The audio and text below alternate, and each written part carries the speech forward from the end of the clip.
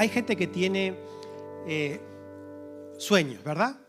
Motivaciones, metas, objetivos y tiene propósitos por el cual está viviendo. Y muchas veces como cristianos no entendemos o no sabemos ver claramente cuál es el propósito que Dios tiene para cada uno de nosotros. Y cuando preguntamos esto, ¿qué propósito Dios tiene para tu vida? Normalmente lo enfocamos y lo miramos a qué Dios va a hacer a través de mí. No sé, quizás Él me va a dar la posibilidad de poder ayudar en un área de la iglesia, o personas van a ser salvas, o podré enseñar a otras personas, etc., etc. Y pensamos que el propósito que Dios tiene para nosotros es algo como eso. Pero la Biblia es clara y nos muestra que como creyentes Dios tiene solamente un propósito. Y usted puede tener en este año 2026 muchos propósitos de vida y están bien y son correctos, pero debe tener también el propósito de Dios en su vida.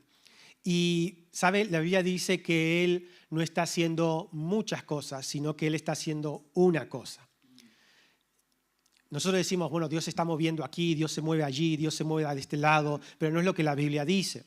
La Biblia dice que después de la obra de Jesucristo, Jesús dijo, consumado es, mi obra ha sido finalizada, completamente terminada, y a partir de ahí Dios solamente está haciendo una cosa. ¿Y qué es lo que Dios está haciendo? Bueno, la gente dice, bueno, Dios está sanando. Bueno, Dios ya sanó en la cruz, ¿verdad? Bueno, Dios está salvando. Bueno, Dios ya salvó en la cruz.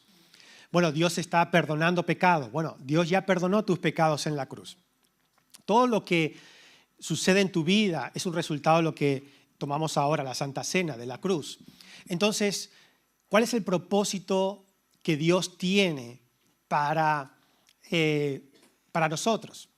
Bueno, si estuviéramos en épocas pasadas y estuviéramos, por ejemplo, en la época de Noé, ¿qué Dios estaba haciendo en esa época? ¿Alguien me puede decir qué sucedía en el mundo y qué Dios estaba haciendo en esa época? Es escuelita dominical, no es profundo, ¿verdad?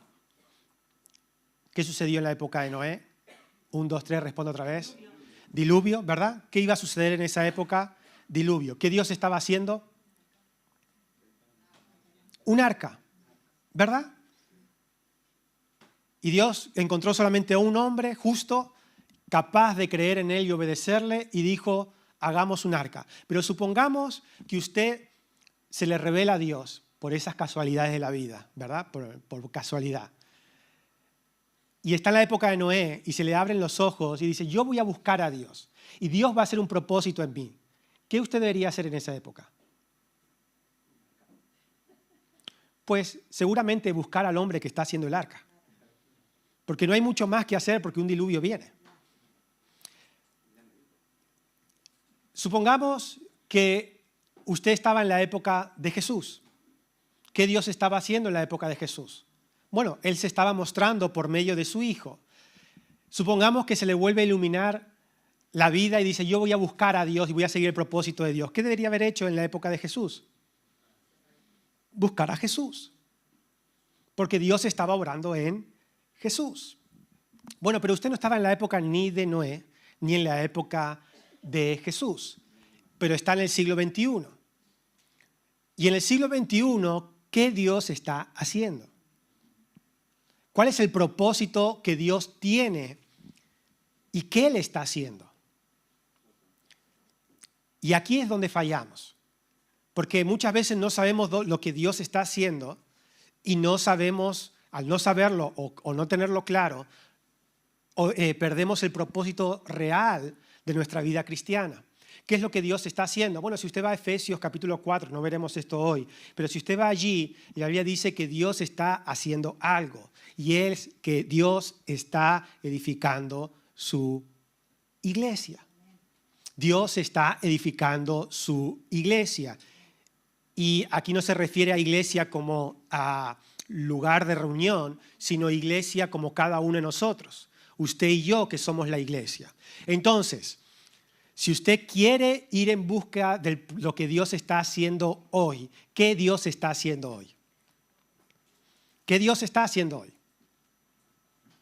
Dios está edificando su iglesia. Y mi pregunta es, ¿quién es la iglesia o cuál es la iglesia? Usted y yo.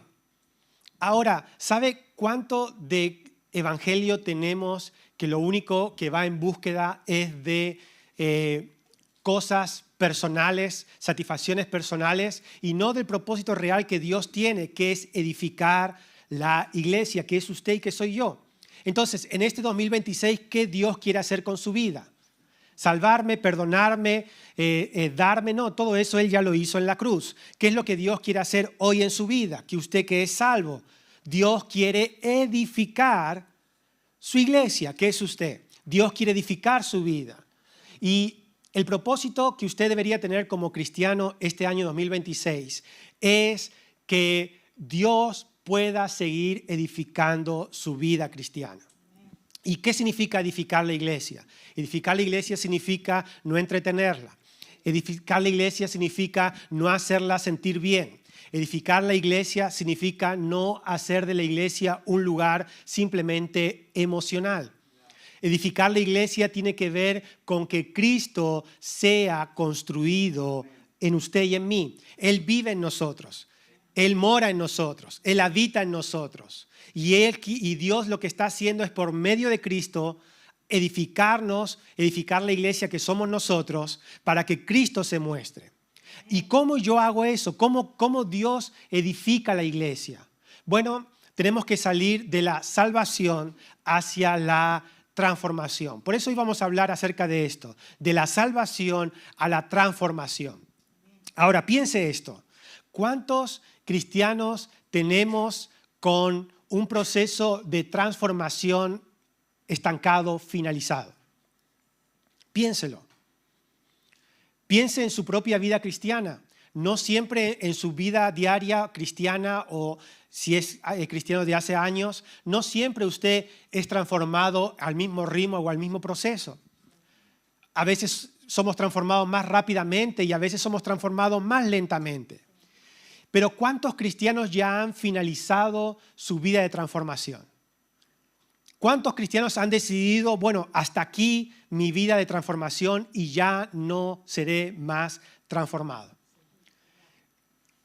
Y es una realidad que vivimos en nuestra vida cristiana, donde personas que se consideran hijos de Dios, creyentes, parte de una iglesia, parte de una comunidad, van cada domingo a la iglesia, tienen su Biblia bajo el brazo, pero no tienen transformación. Y hay muchos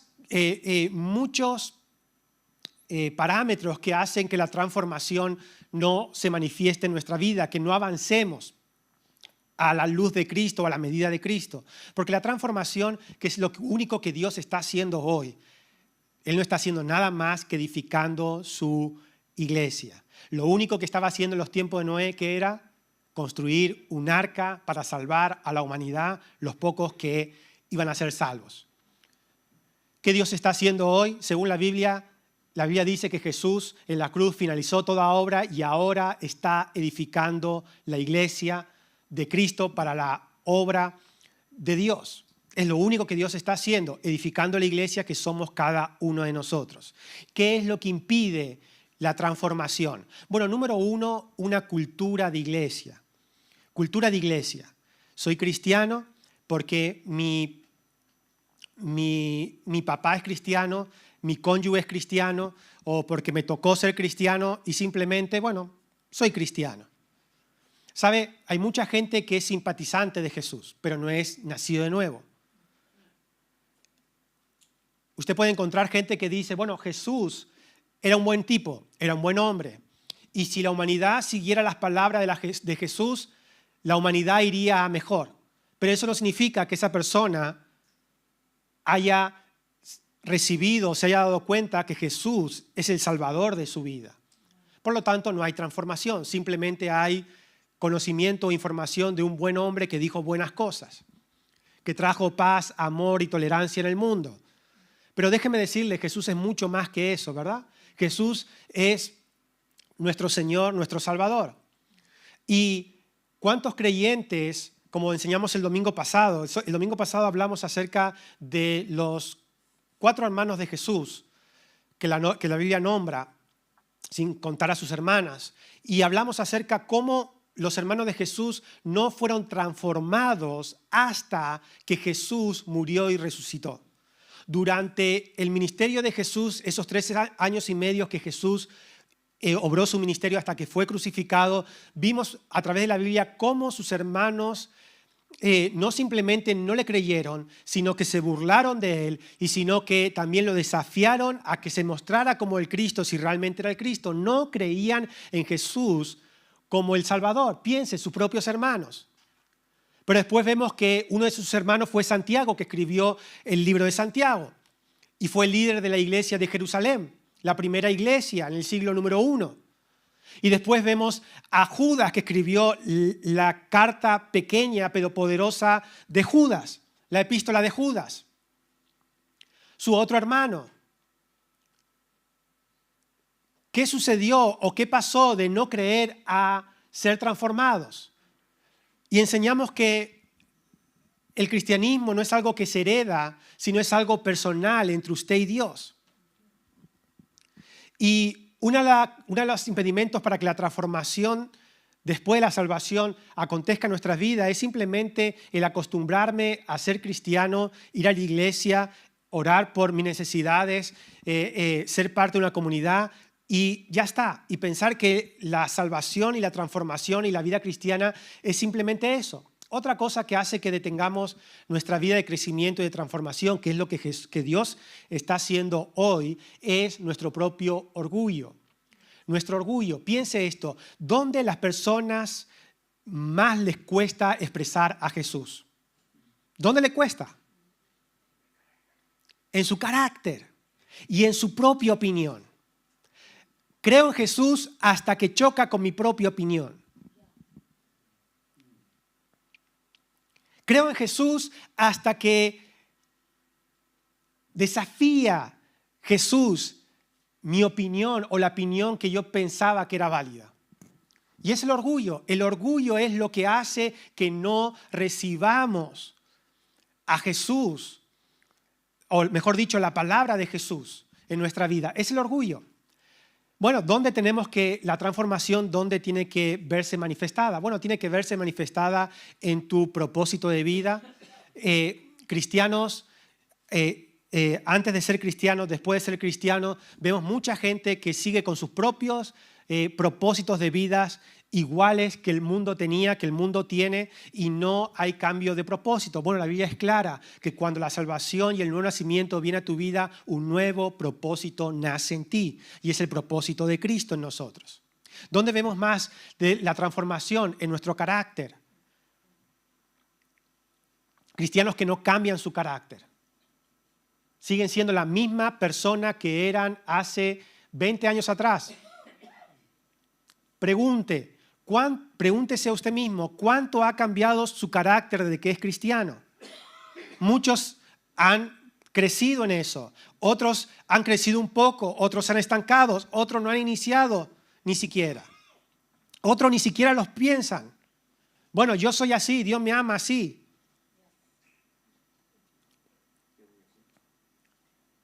El carácter, ¿verdad? Otro punto donde se ve la transformación de Cristo en nosotros, en nuestras relaciones. En relaciones con nuestros familia, en la iglesia, con nuestros compañeros de trabajo, con el sexo opuesto. Ahí es donde usted ve la transformación. En sus relaciones, en sus amistades. ¿Dónde hay más problemas en la vida cristiana? En las comunidades de iglesia. Gente se va de las comunidades de iglesia porque no me llamaron, porque no me visitaron, porque no se ocuparon de mí, porque no había amor, no me amaron, no fueron tolerantes. Bueno, y la pregunta es, ¿y tú qué has dado a la comunidad? ¿Cuánto amor, tolerancia tú has dado? Es que ni siquiera han pensado como yo estaba. ¿Y tú piensas cómo está la otra persona? No, porque no piensan como yo estaba. Otro punto donde no vemos transformación o donde vemos que cristianos aman a Dios, pero no vemos transformaciones en el área económica. ¿Cuántos cristianos les cuesta tomar control de su economía? Les cuesta tomar control de su generosidad, ¿verdad? Mi experiencia me dice que como cristianos, muchos nunca dejarán que Dios los transforme en el área económica. Mire, si nosotros los latinos, los europeos y los latinos son diferentes no solamente por el color de piel, sino también por cultura. Y en la economía es algo muy, muy, muy, muy claro. ¿Qué hacen? No digo usted, pero si usted conoce el mundo latino, usted sabe cómo se desarrolla el mundo latino. Se piden dinero, ¿verdad? Hacen, ¿cómo se llama eso, la ruleta esa de dinero? ¿Cómo no la ruleta de la fortuna, la ruleta de dar dinero? ¿Cómo se llama eso? Que inventaron, algún latino lo inventó. Juntar dinero para, ¿verdad? Yo doy, primero recibe uno, juntamos 10, ponemos 20 euros. El pasanaco. Una compañera de trabajo me dijo, no, es que yo voy a ahorrar dinero con el pasanaco ahorro dinero. Le digo, vaya tontería que estás diciendo. Y me dice, no, porque yo pongo 100 cada mes y entonces somos 10 tendré 1000 o tendré 1000. Y entonces yo le dije, ¿y por qué no ahorras 100, te lo quedas tú y ya tienes 1000 también? Porque no es capaz de tomar control de su economía. Es eso. Y entramos en una rueda de pedir, de endeudarnos, de faltarnos dinero todo el tiempo. Y me pregunto, ¿expresamos a Dios de esa forma? Y el problema no es que estemos creciendo, el problema es cristianos con 20 años de iglesia, sin transformación. Piense esto, y es lo único que Dios está haciendo hoy. Y es lo que la iglesia no tiene. ¿Qué está fallando? Obviamente Dios no falla. Quien falla somos nosotros, que usamos a Dios para satisfacer nuestras emociones, para satisfacer nuestros deseos, para satisfacer nuestros propósitos y no para dejar que Cristo sea el proceso de transformación en mí. Todo se arregla cuando Cristo crece en nosotros. Tu vida personal, tu vida de control, tu vida familiar, tu vida de relaciones, de amistades, todo se arregla cuando Jesús entra en escena. Y la gracia que hemos enseñado y que cantábamos recién, muchas veces la usamos como un boleto para la salvación. Gracia que me perdona y me salva, pero no me cambia. Piense en un rey o en un juez que perdona a un ladrón y lo deja libre para que siga robando. ¿Será un buen juez? Y muchas veces pensamos que la gracia es de la misma forma. La gracia es el perdón de pecados para salvación.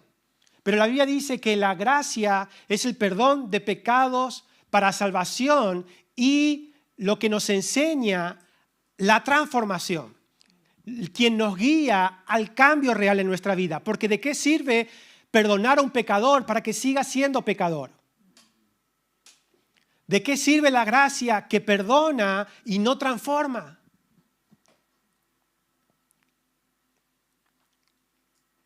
Si la gracia solo salva y no cambia, nos quedamos como pecadores perdonados, pero estancados en las mismas cadenas del pecado.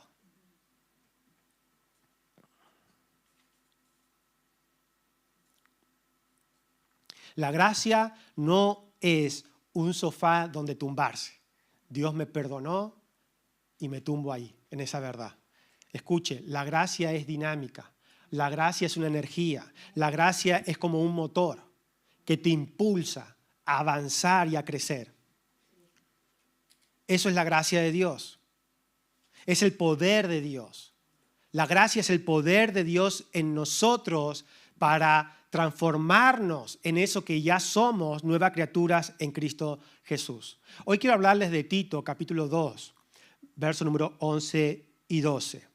De la salvación a la transformación. Y es una decisión personal suya.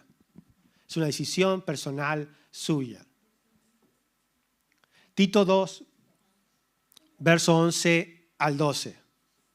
La vida cristiana no es compartida. La vida cristiana no es colectiva. La vida cristiana es personal. Es única y personal. Significa que Dios y usted, y no Dios y todos los que le rodean. Es Dios y usted.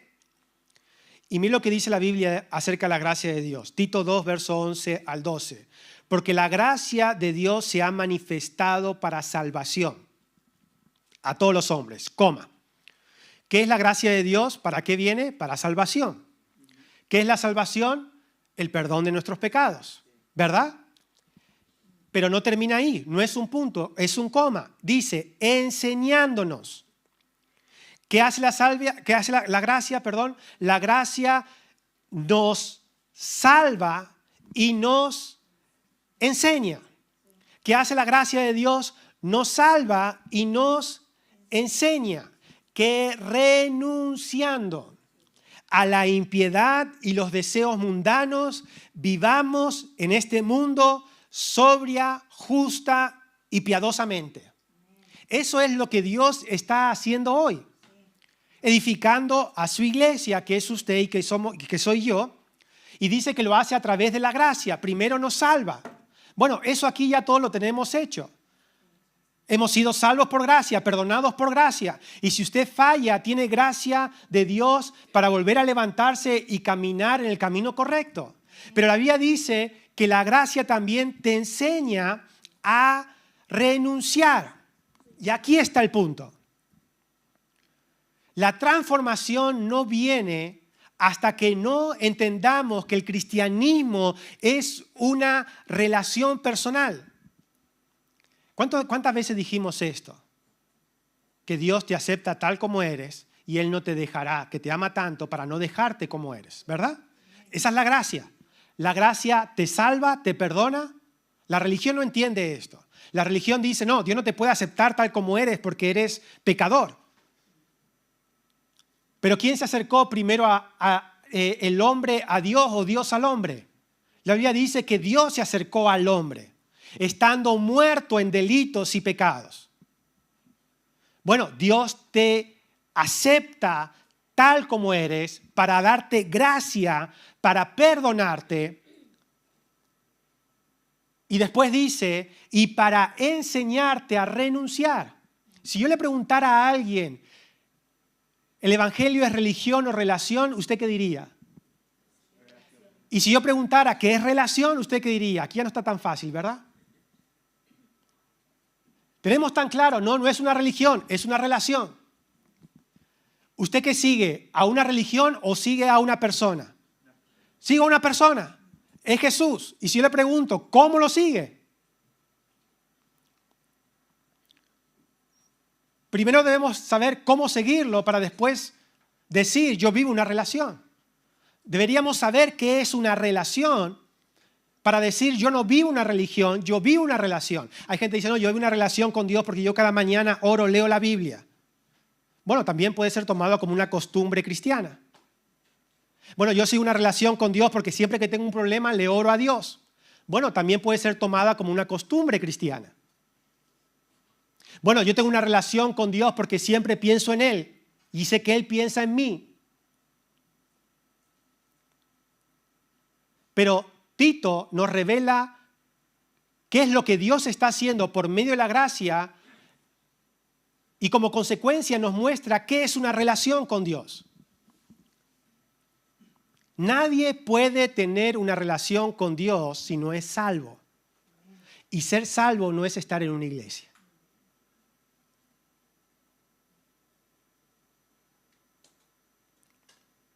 Ni siquiera usted puede asegurar que la salvación de otra persona.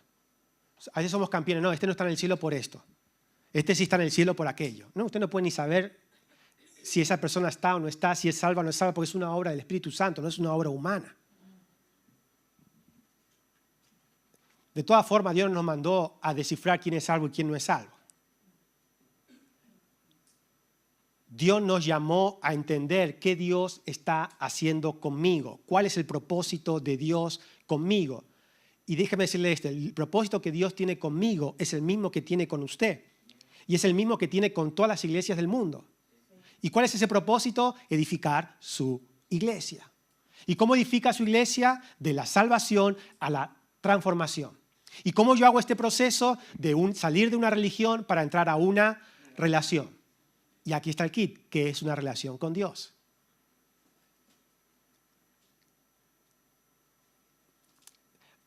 Cuando yo digo que relación con Dios, no podemos definirla como orar, leer la Biblia, tener un tiempo de oración con Dios.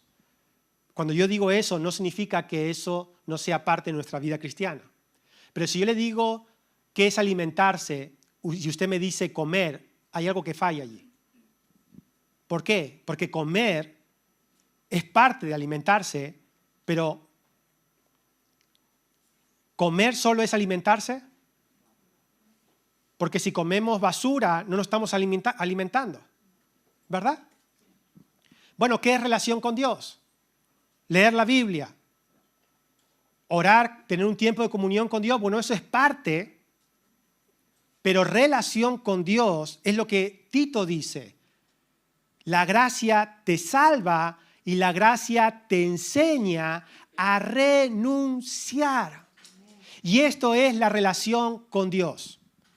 Que si usted y yo no tenemos una relación con Cristo que nos lleve a renunciar, le digo hoy que no está teniendo ninguna relación con Dios. Voy a volver a decírselo. Si su vida cristiana no le lleva a renunciar, yo estoy leyendo la Biblia o está mal la Biblia o algo pasa aquí.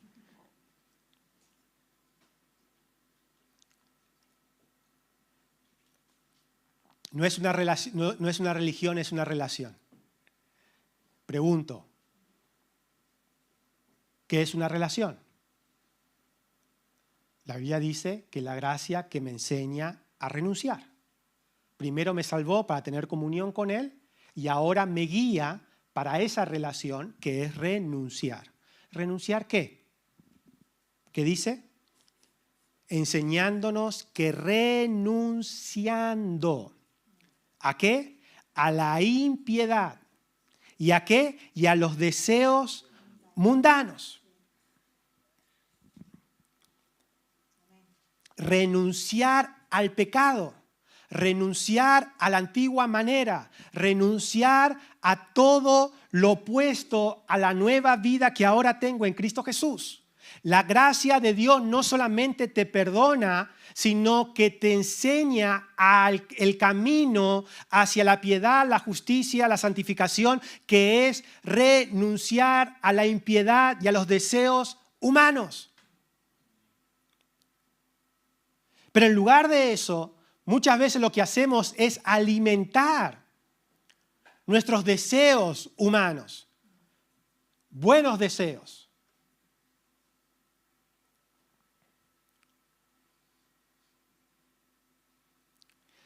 Hasta que usted y yo no renunciemos a los deseos mundanos, la impiedad, el pecado, hasta que usted no odie ese pecado que domina el mundo. Mientras lo disfracemos de, no es una mentira, es una mentirijilla. No es que no soy generoso, es que no puedo dar. no es que no quiero servir, es que no tengo tiempo. Hasta que usted no renuncie. No es que soy orgulloso, es que yo soy así. Hasta que usted y yo no renunciemos. La relación siempre te lleva a renunciar. Es el primer paso.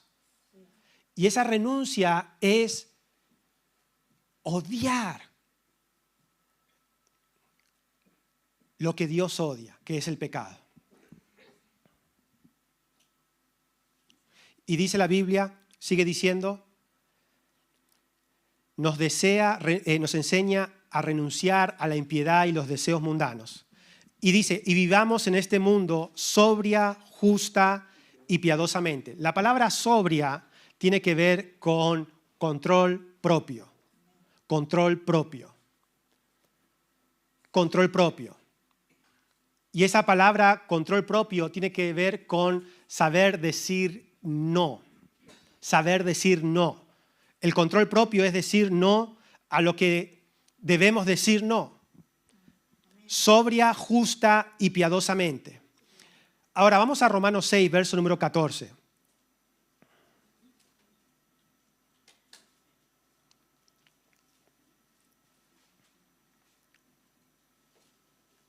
Relación con Dios es un proceso de renuncia a los deseos mundanos, a la impiedad, que significa todo lo que va contra Dios, todo lo que va contra la voluntad de Dios. Renunciar a eso para seguir la justicia, la piedad y la sobriedad. Romanos 6, verso número 14 dice, porque el pecado no se enseñoreará de vosotros, pues no estáis bajo la ley, sino bajo la gracia. ¿Qué sentido tiene vivir una vida cristiana y estar atado al pecado? ¿Qué sentido tiene?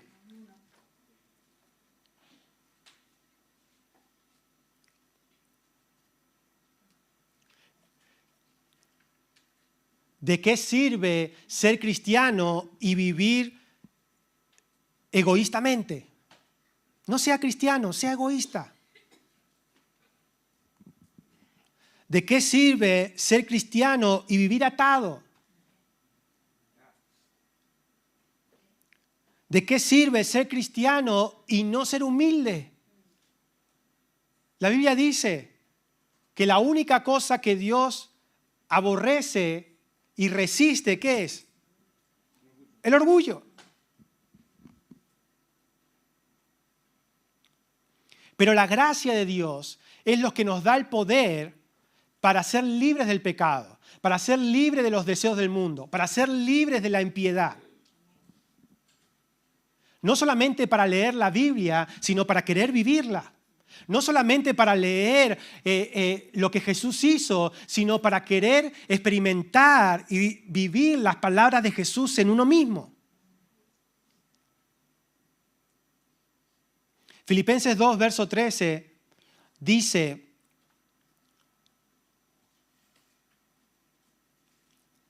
porque Dios es el que produce en vosotros el querer como el hacer.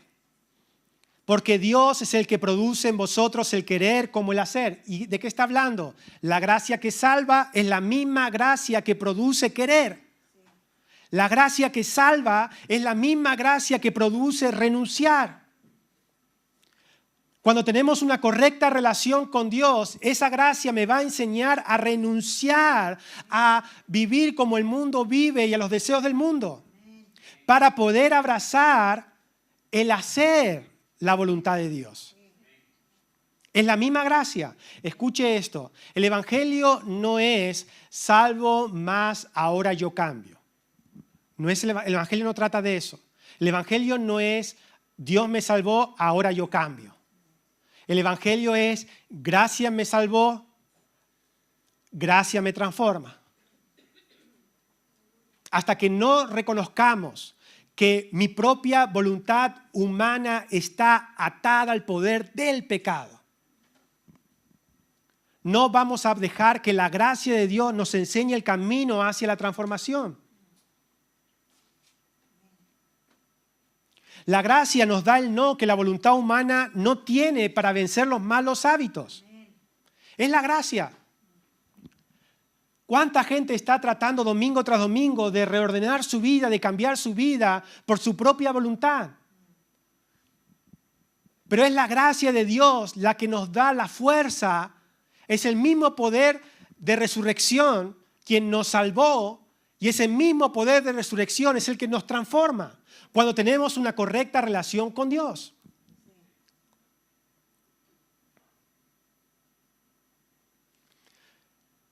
Mire, este es el proceso que Tito dijo, sobriamente. ¿Hacia dónde va esa sobriamente? Dice la Biblia que la gracia nos enseña a renunciar al pecado, la impiedad, para así poder vivir, número 1, con autocontrol. ¿Eso hacia dónde es? Hacia ti mismo. Autocontrol hacia mí mismo. Después dice para que podamos vivir justamente. ¿Eso hacia dónde va? Hacia los demás. Y después dice piadosamente. La palabra piadosamente es devoción a Dios. ¿Eso dónde es? Hacia arriba. No podemos experimentar transformación si no comenzamos con un deseo fuerte de renuncia. De renuncia. Porque eso es lo que la gracia nos enseña, a renunciar, a decir, no vuelvo atrás, no voy a volver por el mismo camino, no voy a volver a expresar al viejo hombre en mi vida.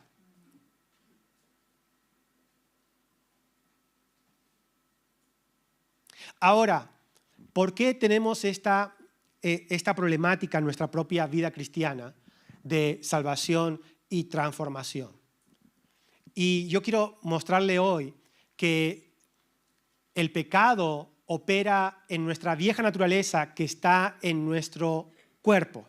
Allí es donde opera el pecado.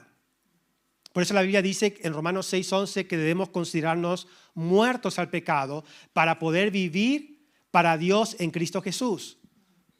Debemos considerarnos muertos al pecado. Ahora no tenemos que intentar ganarle al pecado porque el pecado ya fue vencido en Cristo Jesús. Ahora lo que nosotros debemos vernos es muertos al pecado para que así Cristo crezca en nosotros.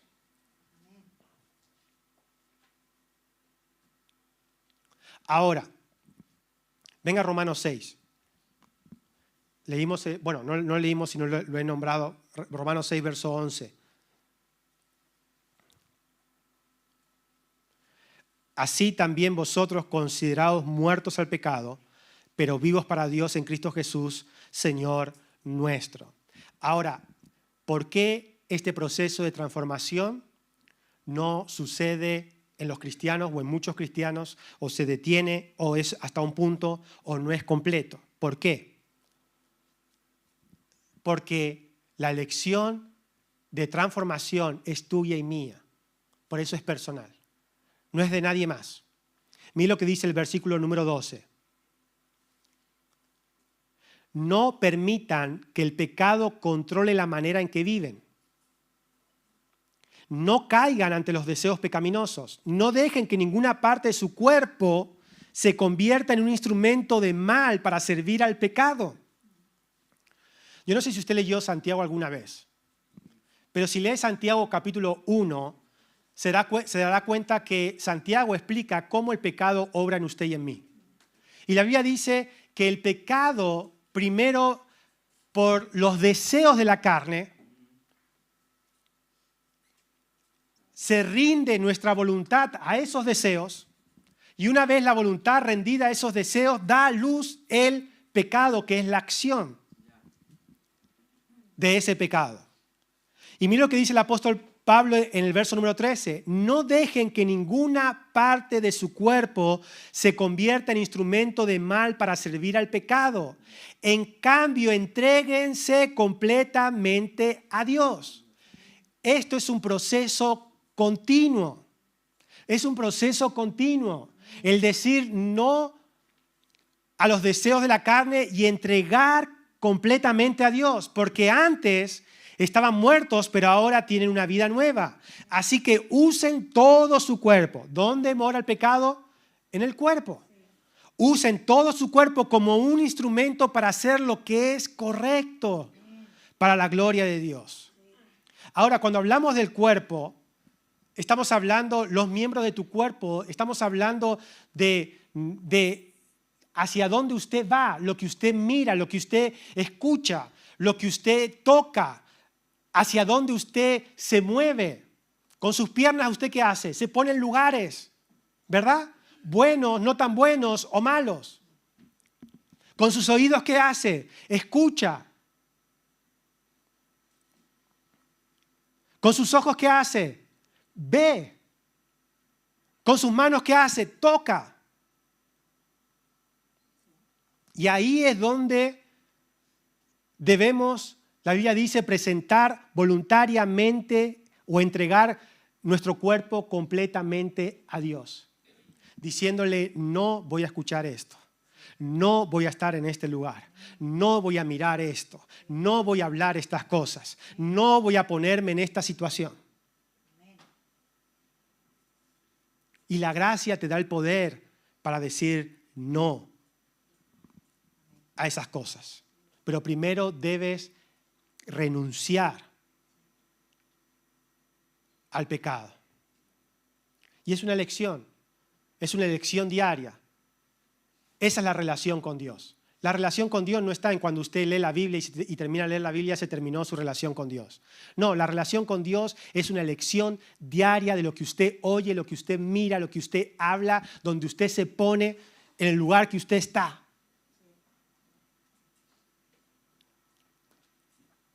La religión lo llama, no vayas allí porque es pecado. Los cristianos no miran esto, los cristianos no están así, los cristianos no hacen aquello. Eso es lo que hace la religión. Y los cristianos están tratando, pero ¿por qué yo no puedo si no hago nada malo? ¿Pero por qué yo no puedo estar en medio de los borrachos si yo no me emborracho? ¿Pero por qué yo no puedo estar en medio de las mujeres malas si yo no las toco? Hace tiempo atrás, hace 2 décadas atrás, un evangelista mundial, en los años 80, él era un evangelista americano y él se movía por todo el mundo predicando el evangelio y tenía un movimiento de salvación tremendo en su ministerio. Y recibió una denuncia de una mujer que resultó que era prostituta y él contrataba sus servicios. Y la policía tenía pruebas, fotos y fue acusado por eso. Y él en su defensa, él dijo, es verdad, yo pagaba a esta prostituta, pero solo para mirar. Qué defensa más mala, ¿verdad? Yo no sé qué es peor y qué más perverso.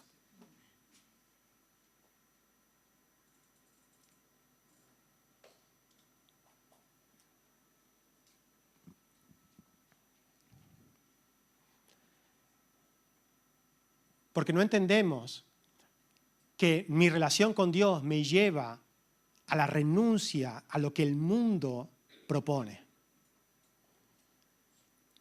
Y no entregando nuestro cuerpo, nuestros ojos, nuestros oídos, nuestra presencia, nuestra atención a las cosas que no deben ser entregadas.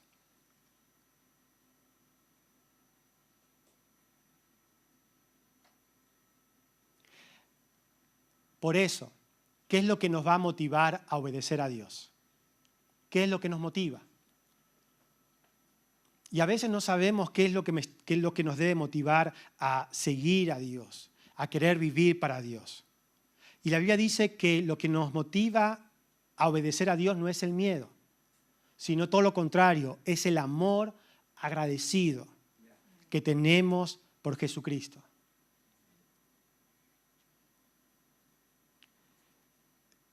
¿Sabe? El ser cristiano de niños, nuestros hijos, y se lo digo por propia experiencia, porque yo nací en una iglesia casi, tienen una arma de doble filo. Siempre pensamos y decimos, qué bendición que tu hijo esté en la iglesia, ¿verdad?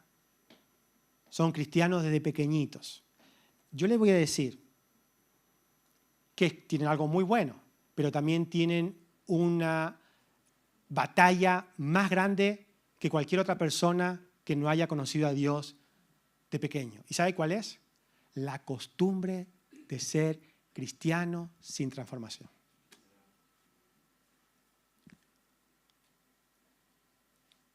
Y se lo digo yo que fui cristiano a los 9 años. Y Jesús lo dijo de esta forma, ¿quién me amará más? ¿Al que le perdoné mucho o al que le perdoné poco? ¿Quién me amará más? Y pregunto, ¿qué es amar? Amar es lo que te motiva a vivir para Él. Es lo que te motiva a decir no y renunciar al pecado. Yo amo a Cristo. ¿Se acuerda la canción que cantamos? La cantamos recién, un pecador yo soy, ¿verdad? Un pecador yo era y ahora mis ojos se abrieron.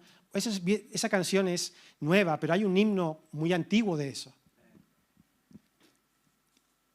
Y el trasfondo del himno de esa persona que dice, sublime gracia que a un pecador salvó, este hombre era vendedor de esclavos. Y en medio de su descubrimiento de cuán pecador él era, cuán malo él era, fue que él fue salvo. ¿Qué riesgo tienen nuestros hijos que han nacido en la iglesia? Que amen poco. Que crean que amen. Porque no vayan a la iglesia. Porque están en una familia cristiana.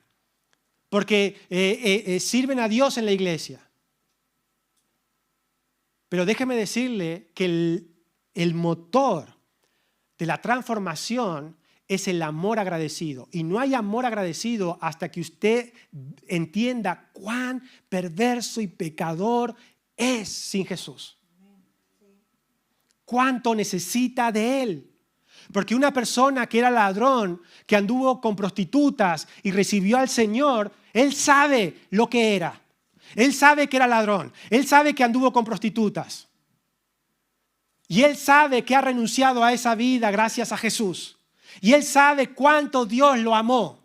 Pero mi pregunta es, ¿qué sabe un niño que nació en la iglesia de qué lo perdonó Dios? Yo nunca fumé, nunca tomé, nunca fui a una discoteca, nunca probé drogas, nunca estuve con una mujer que no fuera mi mujer. ¿Cuál es el desafío que yo tenía? Encontrar mi motor. Porque a mí Dios no me perdonó de lo que a otro perdonó. Por eso vemos en la iglesia gente que viene a la iglesia, recibe la salvación y comienza un proceso de transformación tremendo, rápido. Y de repente vemos la gente que lleva 20 años en la iglesia, adormecida, sin cambio, sin transformación. ¿Qué está pasando? ¿Qué pasa? Porque lo que impulsa tu relación con Dios es cuánto sabes que Dios te perdonó, qué Él hizo por ti. Y no importa que no hayas sido ladrón, que no hayas estado con prostitutas, que no hayas caído en el alcoholismo. No importa porque el sacrificio fue el mismo. Molido, golpeado, castigado, desgarrado por ti y por mí. Y no es el miedo lo que me lleva a querer vivir para Dios, sino es el amor. La obediencia, la justicia es motivada por saber cuánto Dios me ama, lo que Él hizo por mí y cuánto ahora yo estoy agradecido y amo a Cristo por eso. No voy a volver atrás. Él fue desgarrado por mí, no voy a vivir atado al pecado. Bueno, es lo que yo creo. Es lo que yo creo. Si no, este libro miente. Si no, este libro miente. Pero no miente el libro. Nosotros nos mentimos, nos automentimos.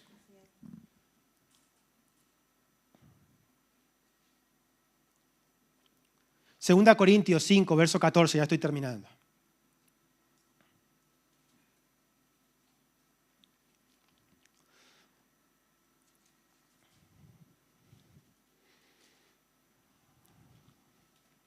Usted tiene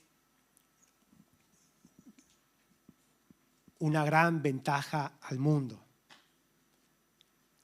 Tenemos una gran ventaja al mundo. ¿Sabe? Hay gente que nunca abrirá sus ojos. Hay gente que abrirá sus ojos a Cristo solamente en el lecho de su muerte. Pero usted abrió sus ojos hoy o hace tiempo atrás. No viva ciego, no viva a medias. ¿Sabe por qué el apóstol Pablo fue el que predicó a los gentiles? ¿Sabe por qué fue él el escogido? Porque él era asesino de cristianos. Y el apóstol Pablo, él dijo, el poder de Cristo. Porque yo sé qué hacía. Porque yo sé qué hacía. Y eso pasa con las personas que tardan en entregarse a Jesús. Que cuando se entregan, comienza un proceso de transformación rápido en ellos. ¿Por qué? Porque quieren abrazar todo lo que el perdón y el amor que Dios les dio, todo el tiempo que perdieron. Ahora ven. ¿Y cuántos cristianos que nacimos en la iglesia? Es que no sé qué voy a hacer, es que tengo miedo, es que estoy inseguro, es que no sé, es que ya veremos, ay sí, lo sé, me lo han dicho varias veces, pero bueno, no sé. Déjeme decirle, no podemos vivir nuestra vida cristiana de esa forma. Verso 14. Sea de una forma u otra. 2 Corintios 5, verso 14. Sea de una forma u otra, el amor de Cristo, le leo Nueva Traducción Viviente, nos controla. ¿Qué es lo que significa esa palabra que usted tiene en la Reina Valera? Nos controla. Ya que creemos que Cristo murió por todos, también creemos que todos hemos muerto a nuestra vida antigua. ¿Lo cree o no lo cree? La gracia de Dios no nos transforma de esclavos del pecado a esclavos con nuevas reglas. La gracia de Dios nos transforma, se transforma de tengo que, aún quiero hacerlo. Cuando la gracia de Dios comienza ese proceso de transformación en ti y en mí, ya no es tengo que dejar. No, ahora quiero hacerlo. Renuncio a estar esclavo del pecado.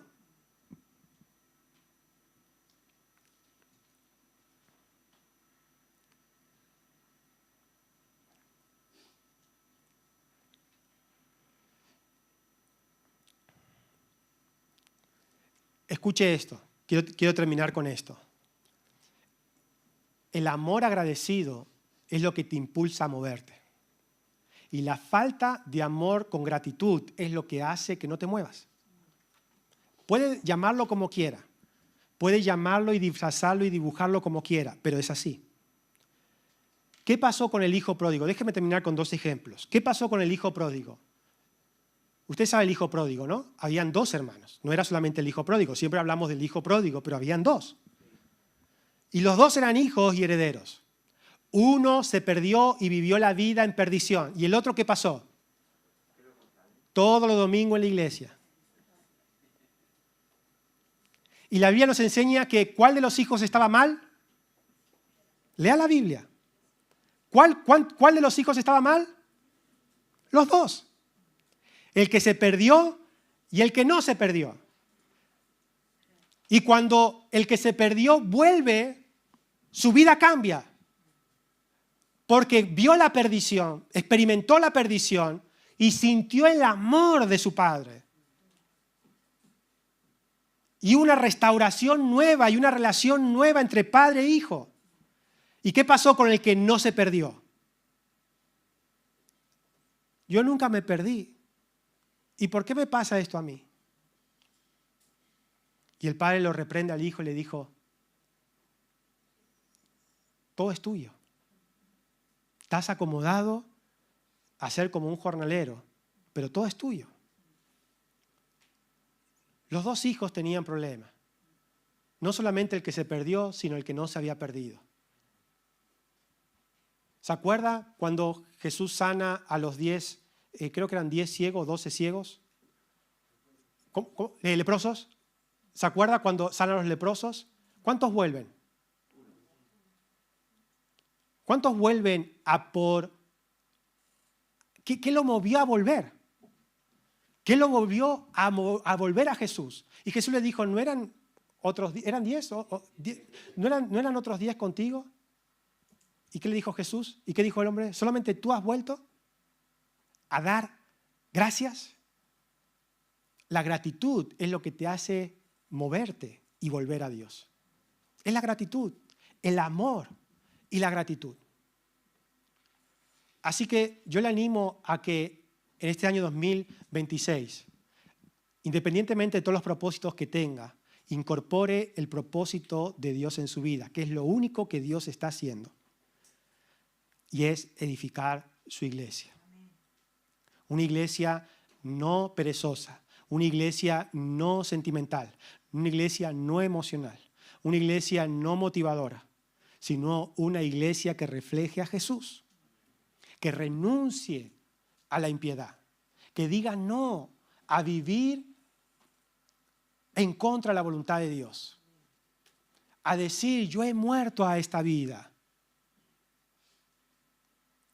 en lugar de cubrir con la gracia nuestro pecado, nuestros fallos, nuestros errores, nuestra desobediencia. Y con esto no digo que usted va a ser perfecto, ni que yo sea perfecto, pero sí debemos estar orientados a vivir piadosamente. Debemos estar orientados a vivir justamente. Debemos estar orientados a vivir con autocontrol, con dominio propio, porque es lo que Dios quiere. Dios sabe dónde usted está hoy, parado. Dios sabe dónde yo estoy parado. Y esa gracia que me salvó es la misma gracia que me va a empujar a transformación, pero no propia, no con fuerza humana, no con acciones propias, sino impulsado por la obra de Jesús. Pero necesito renuncia y necesito una relación de amor con gratitud. Amor con gratitud. Cada vez más me doy cuenta, y todavía nunca descubriremos esa obra completa de Jesús, pero cada vez más soy consciente de cuánto Dios o Jesús hizo por mí. Cada vez más soy más consciente de eso. Y cuanto más consciente soy de eso, más consciente soy de cuánto debo estar muerto al pecado. Estoy muerto al pecado. Estoy muerto a la vieja vida. Estoy muerto a los deseos del mundo. Estoy muerto a lo que el mundo quiere. Ya no vivimos por eso. Amén. Así que Dios va a edificar este año 2026 su vida, porque es lo único que Dios está haciendo. Si usted le deja y tiene una relación correcta con Él, lea Tito 2, versos 11 y 12 y comience el proceso de renunciar al pecado, de renunciar a su ego, de renunciar al orgullo, de renunciar al egoísmo, de renunciar a su naturaleza, a su cultura, a lo que tenga que renunciar. Pastor, tengo tanto que renunciar, empiece de una vez. Yo también tengo mucho que renunciar. Tengo mucho que renunciar. Cada día, cada día, cada día, cada día. Y ahí sí, lea su Biblia, ahí sí ore. Pero no lo haga por costumbre. No lo haga por costumbre. Vamos a orar. Padre, te damos gracias en esta mañana porque creemos que este año 2026 tú continuarás edificando nuestras vidas. Para que Cristo sea formado en nosotros. Renunciando a los deseos del mundo y a la impiedad. Para seguir la justicia, para seguir la piedad, para seguir el autocontrol. Padre, te damos gracias, porque cada vez vemos más el sacrificio de tu Hijo, cuánto Él hizo por nosotros, cuánto nos amó. Y hoy con amor y gratitud vivimos nuestra vida cristiana. En el nombre de Jesús. Amén y amén.